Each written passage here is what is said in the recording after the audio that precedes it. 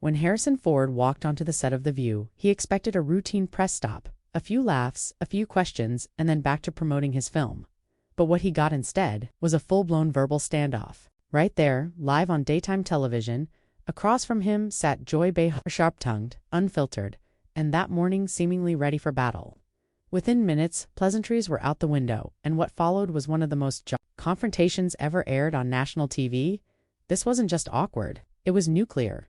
What began as a simple interview quickly spiraled into an all-out war of words, personal digs, blistering insults, and a level of tension so thick you could feel it through the screen. By the end, it wasn't just Harrison Ford's composure being tested, it was Joy Behar's entire persona on the line. But before we dive into this unforgettable moment, don't forget to like the video and drop a comment below. Who do you think crossed the line first? Joy for taking it too far, or Ford for refusing to back down? The stage lights buzzed softly overhead, casting a warm glow over the glossy set. Harrison Ford eased into his chair with the calm confidence of a man who'd done this dance 100 times before. Decades in Hollywood had prepared him for anything, or so he thought. This particular morning was meant to be simple. A quick chat, a few anecdotes, maybe a light joke or two about his legendary roles. But from the very first sentence out of Joy Behar's mouth, everything shifted. Well, look who wandered in, she said with that unmistakable smirk, her tone already tinged with something sharper than playfulness. Harrison Ford, the guy who's basically been playing the same cranky old guy since the 70s. Laughter didn't follow, not from the other hosts, not from the audience. Just silence, thick and unsure. One of the co-hosts shuffled in their seat, clearly caught off guard. This wasn't the warm, pre-agreed tone discussed before going live and standing. Just off camera, Ford's publicist felt her heart sink. She had been crystal clear during the production meeting. Keep it light, keep it professional. Ford didn't flinch. His expression barely changed, but his jaw tightened ever so slightly. A flicker of tension passing through his eyes. I think you might be confusing me with someone else, he said coolly, voice even and measured. I've played quite a few different characters over the years. Joy leaned forward, eyes twinkling, clearly enjoying herself. Sure. You've got the cranky pilot, the cranky archaeologist, and what was it, the cranky detective? Face it, Harrison, you've got a type. The audience chuckled nervously. The air had taken on an uncomfortable weight. What was meant to be a light-hearted jab now felt more like a personal dig, and it was only the beginning. Ford's gaze shifted across the table, silently pleading for someone, anyone, to pivot the conversation toward the actual reason he was there. But no one moved. No one spoke. I'm here to talk about my new film, he said, a subtle edge creeping into his voice. Maybe we could focus on that instead of whatever narrative you're trying to push. Joy didn't blink. Narrative. Please. I'm just saying what everyone's thinking. You've been coasting on the same handful of roles for decades. When was the last time you really challenged yourself? And with that, the spark ignited the powder keg. Ford had dealt with abrasive interviews before. He was no stranger to tough questions or cynical reporters. But this wasn't critique. This felt personal. This felt deliberate. For a moment, he didn't speak. Just stared, the kind of stare that could stop a stampede in its tracks. Then, slowly, he leaned in. You know, Joy, I've been in this industry for over half a century. I've worked with the most visionary directors, helped bring some of the most iconic characters to life. I've played presidents, outlaws, heroes, villains. And I've done it with respect for the craft. He paused, voice steady but rising. I've never felt the need to justify my work to someone who built a career out of tearing other people down on daytime TV. The silence that followed was piercing. No one moved. No one breathed. Joy's expression hardened. A flush crept up her neck. But rather than de-escalate, she doubled down. Oh, so now I'm just a gossip host, she snapped. Is that it? Just because I ask questions your fans actually want answers to? She leaned forward now, the grin gone. Or are you just too thin-skinned to take a little honesty, Harrison? Ford's chair scraped against the floor as he stood. It wasn't dramatic, not at first, but the sound cut through the studio. Like thunder, you call this honesty, he said, staring her down. This is an ambush dressed up as journalism, and I've had enough. But what came next? No one was prepared for it. Ford's voice was low now, dangerously calm. The kind of quiet that warns of a storm building beneath the surface. You think this is what people tune in for? He said, taking a step closer to the panel. You think viewers want to see their favorite films, their memories reduced to punchlines just to feed your ego? Joy folded her arms, but her jaw was tight. They want honesty, she shot back. Not sugar-coated PR. You're not some untouchable legend, Harrison. You're an actor, and frankly, one who hasn't surprised us in years." The words hit harder than she probably realized. Ford's composure cracked just slightly. His fists clenched at his sides, not out of threat but restraint. His voice, when it came again, was cold steel. "You really want to go there? Fine. I've played flawed men, tough men, characters carrying scars, emotional, physical, historical. I've worked my way up from nothing. From hauling lumber and doing background work to leading blockbuster films seen across the globe." He locked eyes with her, unflinching, and I've never once needed to belittle someone else to feel important.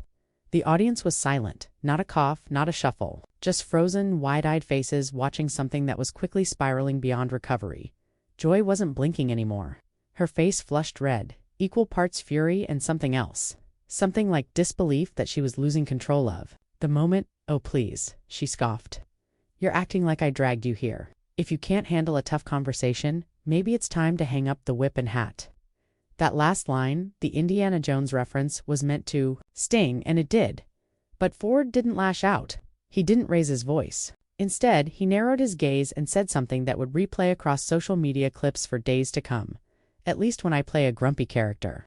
I get paid to pretend you've built a whole personality around it." Gasps, literal. Gasps from the audience. Even the camera operators hesitated, unsure whether to zoom in or cut away. The other hosts finally stirred awkward glances. Nervous laughter, someone trying to pivot to a safer topic, but it was far too late. This was a train with no brakes. Joy leaned forward across the table now, voice rising. "You really think you're better than everyone else, don't you? That being in a few good movies makes you untouchable? You're nothing but an overpaid diva, trying to hold on to what little spotlight you've got left?" Ford didn't flinch, but for a moment, just one, a flicker of something real passed across his face. Not anger, not arrogance. Hurt. He swallowed it quickly, but it lingered. Enough for the audience to catch it. "Enough to make people sit a little straighter in their seats then," he responded. "You talk a lot about relevance," he said quietly. "But what have you done that's lasted longer than a soundbite? What have you contributed that people will remember?" He stepped back slightly, his presence somehow bigger than the entire set. "I came here today to share something with the audience, something that took months of work, effort, passion, and instead, I walked into a firing squad." Joy scoffed again, but the cracks were starting to show. "Oh, don't act like the victim now," she said, voice sharp. "You can throw punches, but the second someone throws one back, suddenly, you're wounded." Ford's expression hardened once more. "No, Joy, I'm just surprised, because I thought this was a conversation, not a hit job, and yet, as tense as it already was, things were about to get worse." Joy sat back in her chair, her smile now gone, replaced by a kind of defensive smirk that barely masked the fire burning beneath. "Oh, please," she said, waving him off like his words were an inconvenience. "You think this is personal? I do this for a living. This is my job." Ford's reply was instant and cutting. "No, your job is to sit behind a desk and pretend what you're doing matters. And you know what? That's fine. But don't confuse being provocative with being insightful." The air in the studio turned heavy, as if the oxygen itself had frozen in place. It was the kind of silence that made people hold their breath without realizing it, waiting for the next blow to land. "You want to talk about relevance?" Ford continued, stepping just a little closer to the table, voice low but crystal clear. "When people watch my films, they escape, they feel something. Adventure, love, fear, hope. That's what storytelling is supposed to do." He paused, letting the silence stretch just long enough to make the tension unbearable. "But you don't tell stories. You pick them apart. You take people's accomplishments, rip them up, and toss the scraps in front of an audience, like it's entertainment. That's not journalism. That's performance cruelty." Joy sat up straighter, her hands gripping the edge of the table. "Don't you dare lecture me on what this show is. We give a platform to voices that matter. We ask questions people are too afraid to ask." Ford raised an eyebrow. "Is that what you tell yourself at night? That making people squirm under the spotlight is some kind of noble calling?" She opened her mouth, ready to unleash another tirade, but Ford beat her to it. "You know what the difference is between you and me, Joy?" he said, his voice cold, precise. "I've spent decades building something, creating characters, shaping worlds. You've spent decades tearing people down for sport, and the saddest part is, you think that's power?" The words hung in the air like smoke.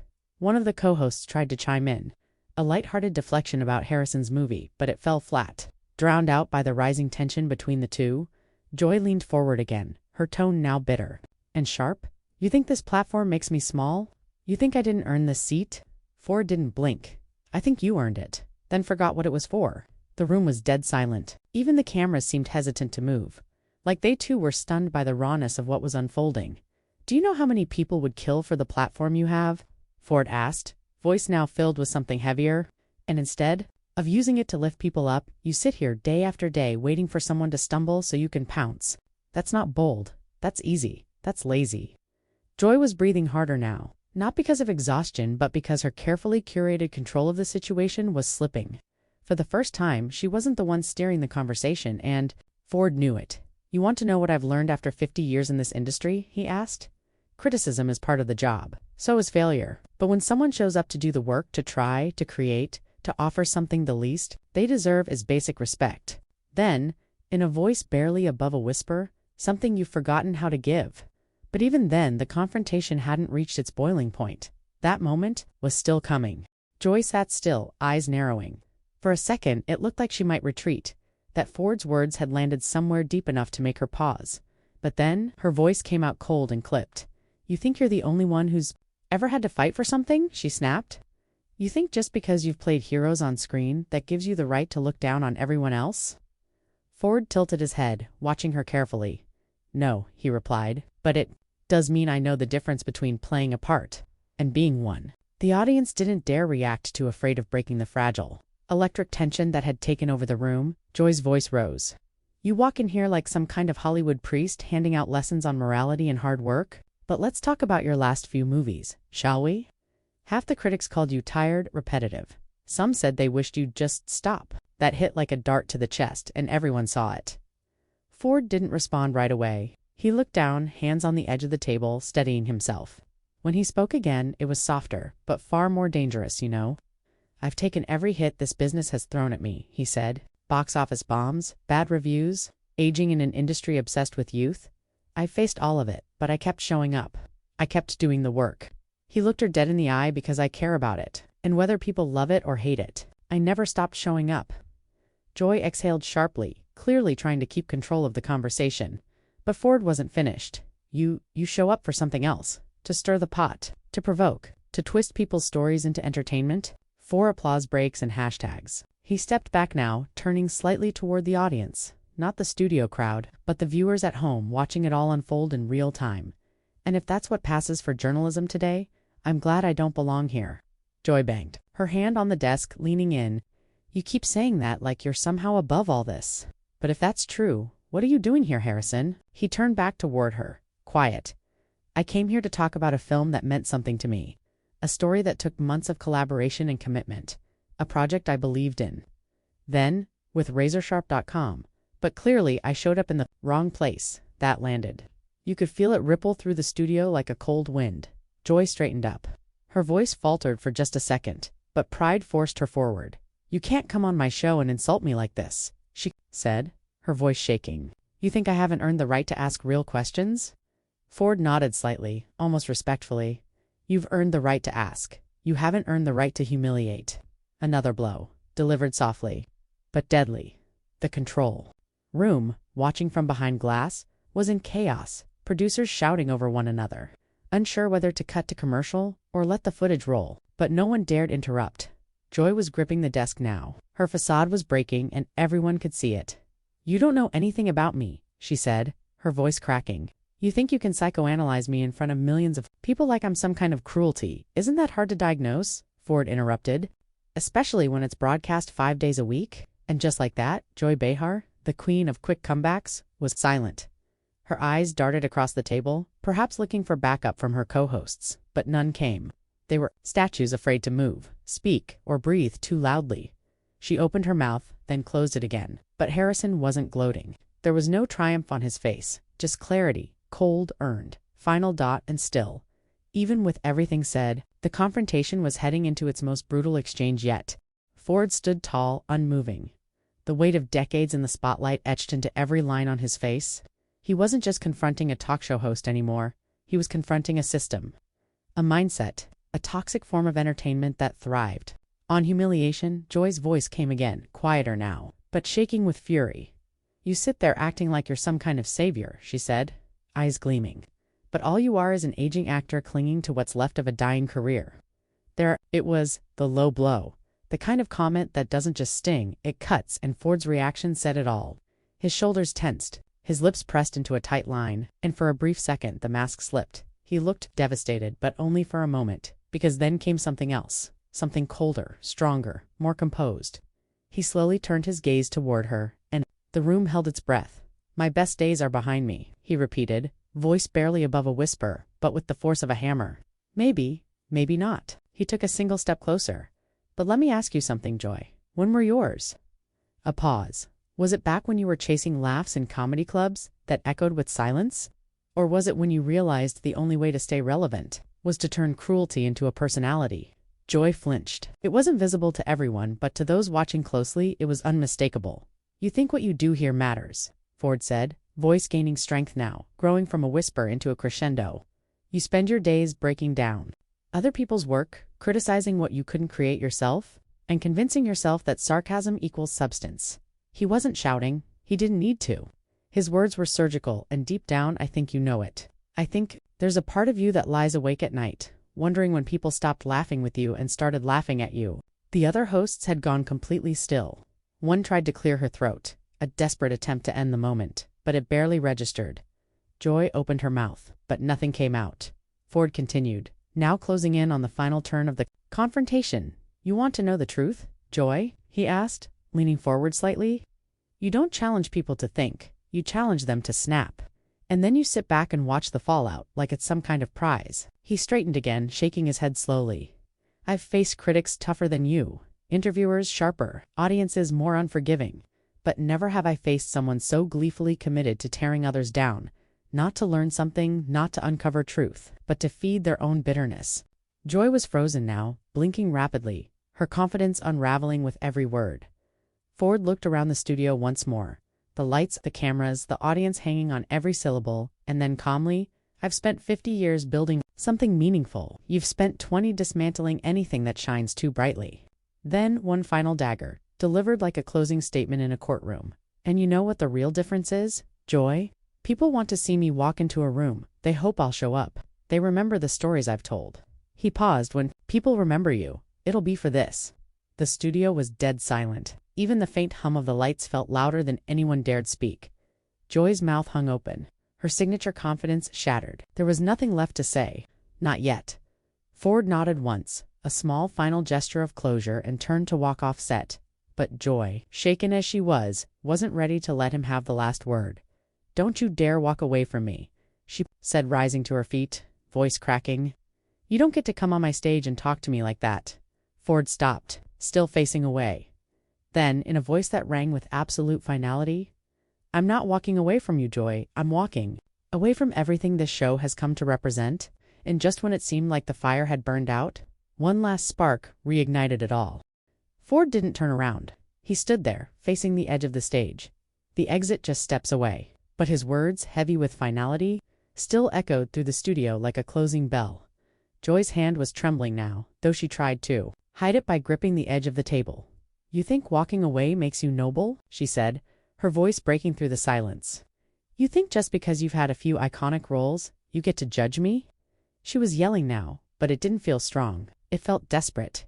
"You're not the hero in this story, Harrison. You're just another arrogant, aging man who can't accept that his time is up."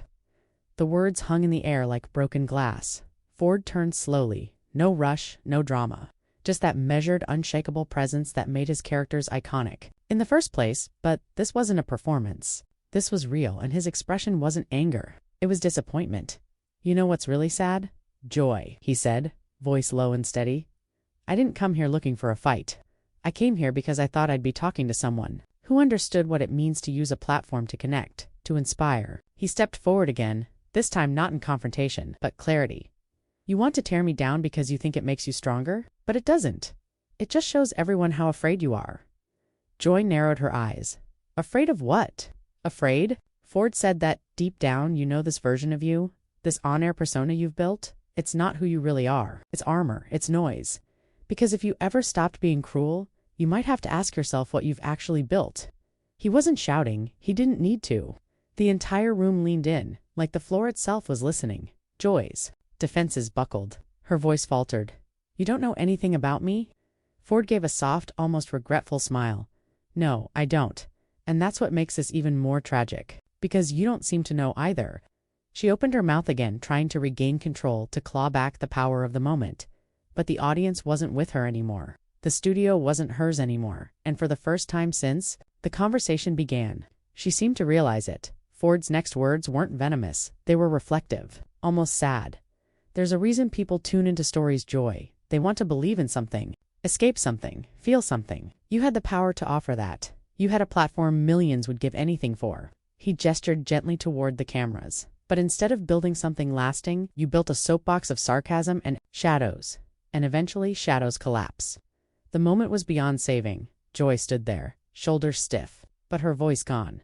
The other hosts, Whoopi, Sarah, Anna, remained silent. Whatever role they had in the show had long since faded into the background. No one dared interrupt what felt like a reckoning. Ford gave one final glance at Joy. Not cruel, not smug, just honest. "I hope you find whatever you're looking for," he said, "because whatever this is, it's not strength, it's not truth, and it's definitely not journalism." And then, without another word, he turned and walked off set. No stagehands rushed in. No producers called for commercial. No fake applause track, just silence. Joy remained standing, still clutching the desk. Her expression, unreadable. The cameras kept rolling, capturing the aftermath in stark detail. Joy Behar, alone behind her desk, her voice lost in the echo of everything that had just unfolded. One of the co-hosts finally whispered, "Should we take a break?" Number one answered, because the moment was already seared into television history, and the audience watching from home knew one thing for sure. They had just witnessed the day The View turned into a battlefield. What do you think? Was Harrison Ford justified in confronting Joy Behar the way he did, or did the interview spiral further than it should have? Let us know your thoughts in the comments below, and if you haven't already, make sure to like the video and hit subscribe for more real, raw celebrity moments that you won't find anywhere else. This wasn't just an interview gone wrong. It was a cultural moment, and a reminder that even legends have limits.